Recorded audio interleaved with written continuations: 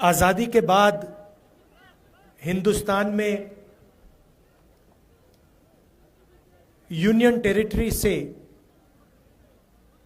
State बनाए गए। उदाहरण है अरुणाचल प्रदेश, काफी यूनियन टेरिटरीज को स्टेट बनाया गया, स्टेट्स को बांटा गया। झारखंड नया बना, पहले बिहार हुआ करता था, बिहार में से झारखंड बना, मध्य प्रदेश में से छत्तीसगढ़ बना, उत्तर प्रदेश में से उत्तराखंड, आंध्र प्रदेश में से तेलंगाना। मगर पहली बार हिंदुस्तान की हिस्ट्री में आजादी के बाद एक स्टेट को यूनियन टेरिटरी बनाया गया है।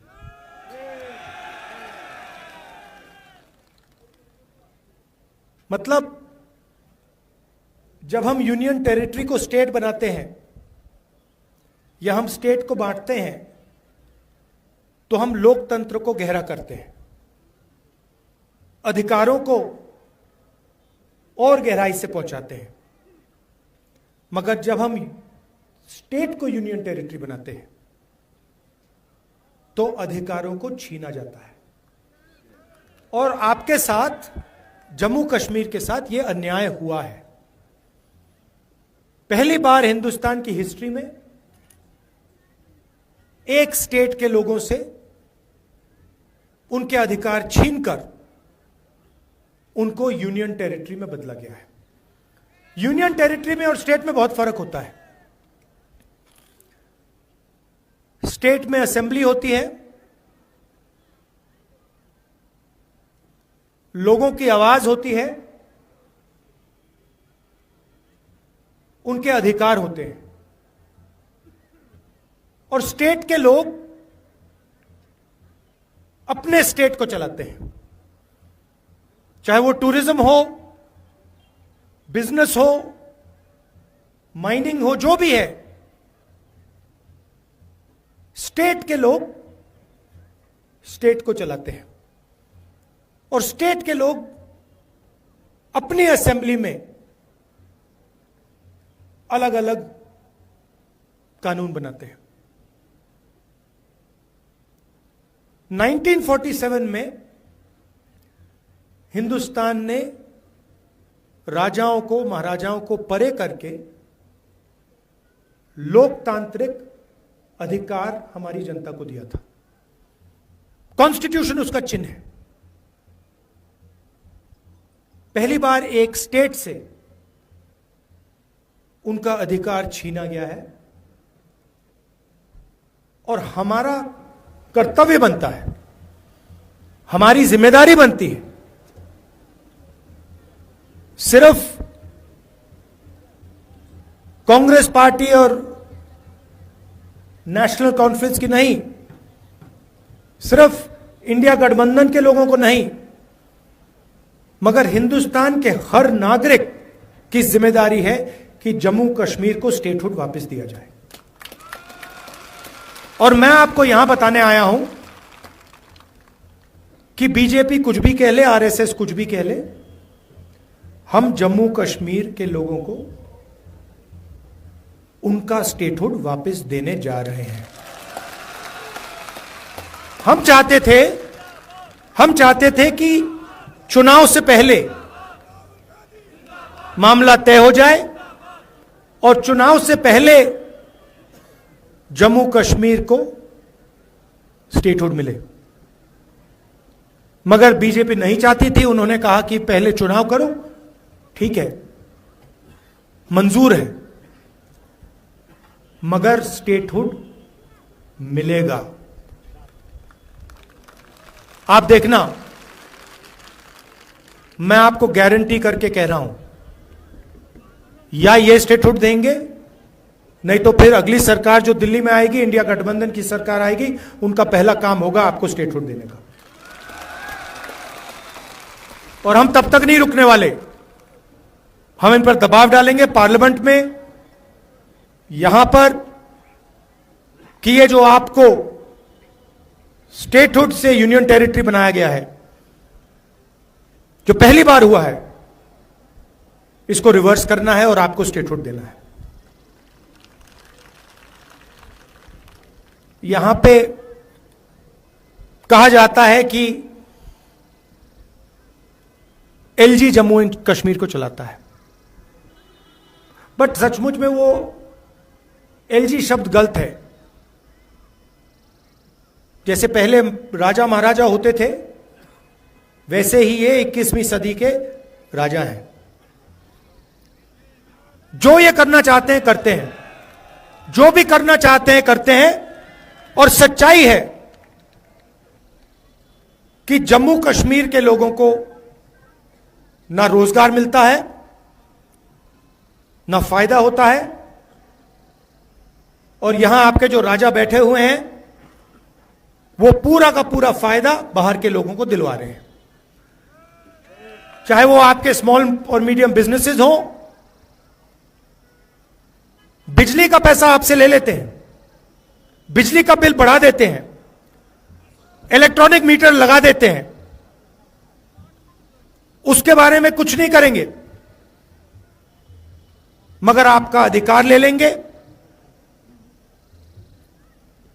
आपके जो यहां के बिजनेस हैं उनको दबा देंगे, कॉन्ट्रैक्ट्स बाहर के लोगों को दे देंगे, और पूरा का पूरा फायदा या बीजेपी आरएसएस के कनेक्टेड लोगों को, बाहर के लोगों को मिलता है। और यह लड़ाई सिर्फ जम्मू कश्मीर में नहीं है, यह पूरे देश में लड़ाई चल रही है। पूरे देश में बीजेपी और आरएसएस लोकतंत्र पर आक्रमण कर रहा है। आप पर तो डायरेक्ट करा, सीधा आपको कहा कि भैया स्टेटहुड हम आपसे छीन रहे हैं, हम आपको यूनियन टेरिटरी बना रहे हैं। मगर यह पूरे देश में हो रहा है। मणिपुर में देखिए, हिंदुस्तान के सारे इंस्टीट्यूशंस देखिए, इलेक्शन कमीशन देखिए, ब्यूरोक्रेसी देखिए, मीडिया देखिए, सारी की सारी संस्थाओं पर यह कब्जा कर रहे हैं और पूरा का पूरा फायदा 2-3 उद्योगपतियों को देते हैं। ये देखिए, आप नाम जानते हैं, क्या नाम है उनके? अच्छा, नई चीज बोली है। मैं पार्लियामेंट में भाषण कर रहा था, मैंने भाषण में अदानी अंबानी का नाम लिया और मुझे कहा जाता है कि पार्लियामेंट में अदानी और अंबानी का नाम नहीं लिया जा सकता। कमाल की बात है। एयरपोर्ट पे लगाया जा सकता है, सड़कों पे लगाया जा सकता है, पोर्ट्स पे लगाया जा सकता है, हर धंधे में उनका नाम दिखाई देता है, चाहे वो सेब का धंधा हो, सब जगह उनका नाम दिखता है, मगर पार्लियामेंट में उनका नाम विपक्ष नहीं ले सकते। तो फिर मैंने उनसे कहा, मैंने कहा ठीक है भैया, आप कहते हो कि अंबानी अदानी का नाम नहीं ले सकता, तो कुछ तो कहना पड़ेगा, क्या कहूं उनको? तो फिर मैंने स्पीकर सर से कहा कि देखिए, अगर आप चाहते हैं कि मैं अदानी अंबानी का नाम ना लूं, तो फिर मैं वो उनको A1 A2 कह देता हूं। कहना तो पड़ेगा, क्योंकि यह सच्चाई है। सारी की सारी चीजें, सारे के सारे बिजनेस इन 3-4 लोगों को मिलते हैं। अमित शाह के जो बेटे हैं, कभी क्रिकेट बैट नहीं उठाया, वो क्रिकेट के इंचार्ज बन गए।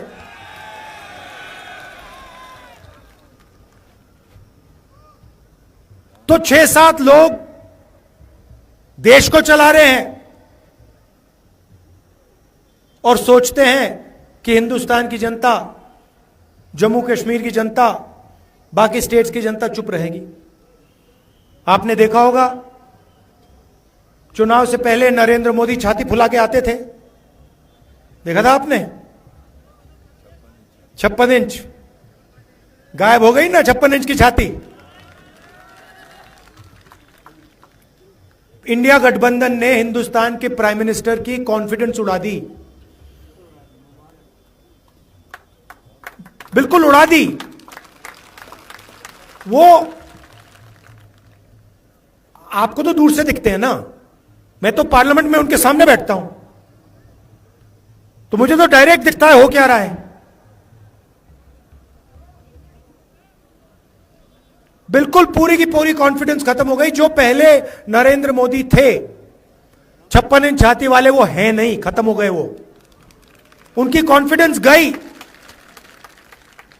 आज मैं आपको बताता हूं, जो ऑपोजिशन चाहता है वो इनकी सरकार करती है। दम नहीं रहा इनमें। लैटरल एंट्री की बात की इन्होंने, कहते हैं कि भैया सरकार में हम साइड से लोगों को लाएंगे। हमने कहा कैसे लाओगे? अमीर लोगों को कैसे लाओगे? गरीबों को आप आने नहीं देते हो, कमजोर लोगों को आप आने नहीं देते हो, ऊपर से आप लैटरल एंट्री करोगे। हम देखेंगे कैसे करोगे। 3 दिन में कहते हैं ठीक है भैया नहीं करेंगे।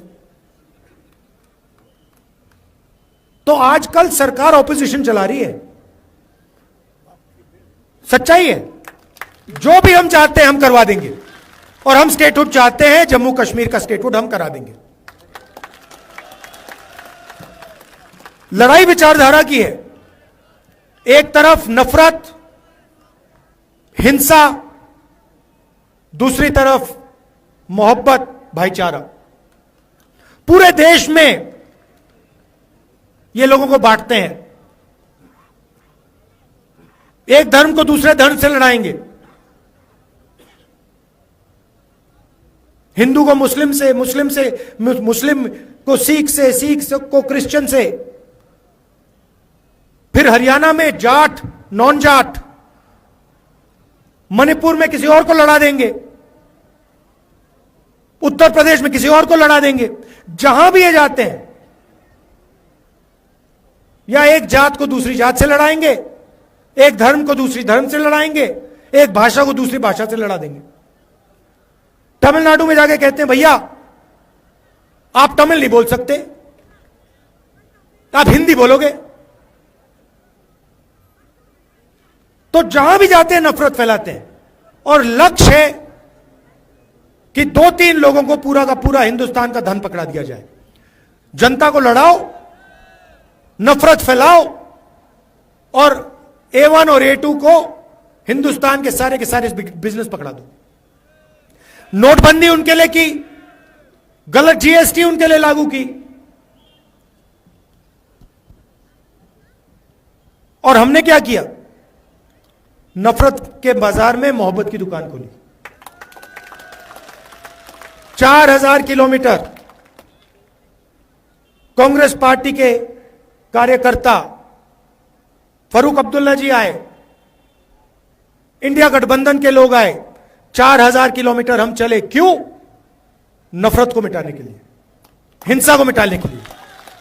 और मैंने पार्लियामेंट में कहा डरने की कोई जरूरत नहीं है, कोई जरूरत नहीं है। ये खोखले हैं, इनमें कोई दम नहीं है, डरपोक है ये। 4000 किलोमीटर चले, जहां भी ये नफरत फैलाते हैं हम वहां जाके मोहब्बत की दुकान खोलते हैं। और यही काम हम जम्मू कश्मीर में करेंगे। जम्मू कश्मीर को भाईचारे की जरूरत है, प्रगति की जरूरत है। और आपसे ये जो स्टेटहुड छीना गया है, यह पहला कदम है। सारे के सारे छोटे बिजनेसेस खत्म कर दिए, जम्मू कश्मीर में किए, बाकी हिंदुस्तान में किए। बैंक के दरवाजे उनके लिए बंद हैं। आप सोचिए 22-25 अरबपति हैं, नरेंद्र मोदी जी ने 16 लाख करोड़ रुपए उनका कर्जा माफ किया है। आप सोचिए 16 लाख करोड़ रुपए उनका कर्जा माफ किया है। और जो छोटा बिजनेस चलाते हैं, खेती करते हैं, मजदूरी करते हैं, जो स्टूडेंट्स हैं उनका 1 रुपया कर्जा माफ नहीं होता है। तो ये नफरत फैलाते हैं, हिंसा फैलाते हैं, अन्याय भी फैलाते हैं, और इससे ना देश का फायदा होगा ना जम्मू कश्मीर का फायदा होगा। सरकार चले तो सबकी सरकार हो, उसमें कमजोर लोगों की का शेयर हो, छोटे बिजनेसेस की रक्षा हो, जो खेती करते हैं, हॉर्टिकल्चर का काम करते हैं, टूरिज्म का काम करते हैं, उनकी रक्षा हो, उनको भी फायदा मिले। ऐसी सरकार हम यहां चलाना चाहते हैं। और मैं आपसे कह रहा हूं, मैं जानता हूं कि जम्मू कश्मीर ने मन बना लिया है, मैं यहां कैंपेनिंग करने आया हूं, मगर सच्चाई यह है कि इंडिया गठबंधन यह चुनाव जीतने जा रहा है, और वो दिख रहा है, क्योंकि इंडिया गठबंधन न्याय के लिए लड़ रहा है। और जैसे फरूक साहब ने कहा, बहुत सारे लोग बीच में डिवीजन करने, कंफ्यूजन फैलाने घुसे हुए हैं। आप याद रखिए, एक तरफ बीजेपी और आरएसएस है, दूसरी तरफ इंडिया गठबंधन, कांग्रेस पार्टी और नेशनल कॉन्फ्रेंस है। सीधी सी बात है, लड़ाई इन दोनों के बीच में है। डिवीजन नहीं होना चाहिए, मिलकर इनको हराना है। जहां भी नेशनल कॉन्फ्रेंस के कार्यकर्ता हैं, आपको कांग्रेस पार्टी के कैंडिडेट्स का पूरा समर्थन करना है, और जहां भी नेशनल कॉन्फ्रेंस के कैंडिडेट्स हैं, वहां कांग्रेस पार्टी के कार्यकर्ताओं को पूरा दम लगा के समर्थन करना है। स्टेटहुड का मामला है, जम्मू कश्मीर के लोगों के अधिकार का, सेल्फ रिस्पेक्ट का मामला है। इसमें कोई डिवीजन नहीं होना चाहिए। आप जानते हो मेरा आपसे क्या रिश्ता है, और ये मैंने एक दिन में आपको नहीं दिखाया है। आप जानते हो कि आपका हमारा खून का रिश्ता है।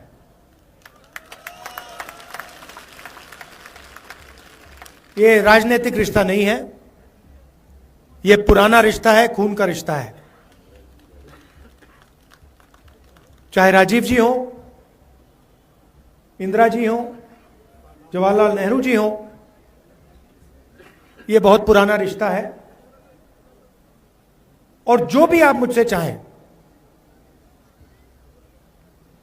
जो भी आप मुझसे चाहें, मेरे दरवाजे आपके लिए खुले हैं। मैं पार्लियामेंट में आपकी सेवा करना चाहता हूं। आपके मुद्दे हैं, आपका दर्द है, आपका दुख है, वो सब मैं आपके लिए पार्लियामेंट में उठाना चाहता हूं, कि देश को पता लगे कि पहली बार हिंदुस्तान की हिस्ट्री में एक स्टेट से अधिकार छीना गया है और उस स्टेट को यूनियन टेरिटरी बनाया गया है। आखिरी बात, जो हमारे कश्मीर पंडित भाई हैं, आपको मैं कहना चाहता हूं, आपका बीजेपी ने सिर्फ फायदा उठाया है, इस्तेमाल किया आपका, आपकी मदद नहीं की है। हम आपके साथ खड़े हैं, आपके साथ कनेक्ट होना चाहते हैं। सरकार आएगी तो आपको एक साथ लेकर, मिलाकर हम आगे बढ़ेंगे। हम चाहते हैं कि सब लोग मिलकर भाईचारे के साथ आगे बढ़ें। मोहब्बत की दुकान जम्मू कश्मीर में खुले। आप सबका बहुत बहुत धन्यवाद। और मैंने पहले भी शिकायत की थी, अभी मैं शिकायत करना चाहता हूं मीर साहब से, कि आप मुझे यहां बुला लेते हो, चुनाव में बुला लेते हो, इतनी सुंदर जगह बुलाते हो, फिर कहते हो आपको 1 घंटे में जाना है। तो अगली बार आप मुझे यहां बुलाओ तो 2-3 दिन के लिए बुलाओ, और और लोगों को ठीक से, कि मैं लोगों के साथ ठीक से मिल पाऊं, क्योंकि ये जो 45 मिनट 1 घंटे का काम होता है इसमें मजा नहीं आता मुझे। और फिर मुझे लगता है कि भाई ऐसी सुंदर जगह आया हूं। अभी फरूक साहब से मैं कह रहा था कि जम्मू कश्मीर में जहां भी जाओ सुंदर जगह, एक से बढ़कर एक सुंदर जगह आपको दिखती है। तो अगली बार मीर साहब 2-3 दिन के लिए बुलाइए मुझे और जनता के साथ, मतलब हाँ उस पहाड़ पे ले चलिए मुझे। क्या कहते हैं? ब्रायरी गिरी। जो अगली बार राहुल जी आएंगे इनको ब्रायरी गिरी पर ले जाएंगे, वहां पर जहां देसा कपड़ा रोड बनना है। बहुत बहुत धन्यवाद। जय हिंद।